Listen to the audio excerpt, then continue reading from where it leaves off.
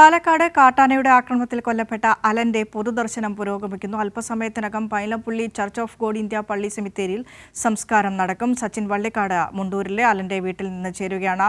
സച്ചിൻ, നിലവിൽ എന്താണ് ആ വീട്ടിൽ നിന്ന് നൽകാൻ കഴിയുന്ന വിവരങ്ങൾ?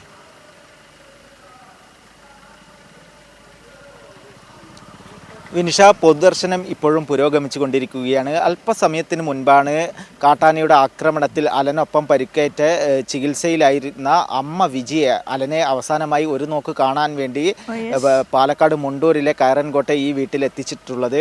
വലിയ വികാരപരമായ ഒരു കാഴ്ച തന്നെയാണ് ഉണ്ടായിട്ടുള്ളത്. കാരണം പരിക്കേറ്റ് ഗുരുതരാവസ്ഥയിൽ തന്നെയാണ് അമ്മയുടെ സ്ഥിതി ഇപ്പോഴും തുടരുന്നത്.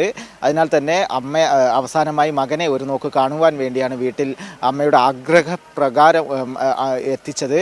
അതിനുശേഷം തിരികെ തൃശ്ശൂർ മെഡിക്കൽ കോളേജിലേക്ക് അമ്മയെ കൊണ്ടുപോയിരിക്കുകയാണ്. അല്പസമയത്തിനകം തന്നെ മതപരമായ ചടങ്ങുകൾ ഈ വീട്ടിൽ ആരംഭിക്കും. അതിനുശേഷം മൈലമ്പുള്ളി സെമിത്തേരിയിൽ അലൻ്റെ മൃതദേഹം സംസ്കരിക്കും. നിരവധി പേരാണ് അലനെ അവസാനമായി ഒരു നോക്ക് കാണുവാൻ വേണ്ടി ഈ വീട്ടിൽ എത്തിയിട്ടുള്ളത്. രാഷ്ട്രീയ സാമൂഹിക രംഗത്തെ പ്രമുഖരും അതേപോലെ തന്നെ അലൻ്റെ ബന്ധുക്കളും കൂട്ടുകാരും അടക്കമുള്ള നിരവധി പേർ രാവിലെ മുതൽ 9 മണിയോടുകൂടിയാണ് അലൻ്റെ മൃതദേഹം പാലക്കാട് സ്വകാര്യ ആശുപത്രിയിൽ നിന്നും മുണ്ടൂരിലെ വീട്ടിലെത്തിച്ചത്. അതിനുശേഷം നിരവധി പേർ കണ്ട് ആദരാഞ്ജലികൾ അർപ്പിച്ചു. വിൻഷ.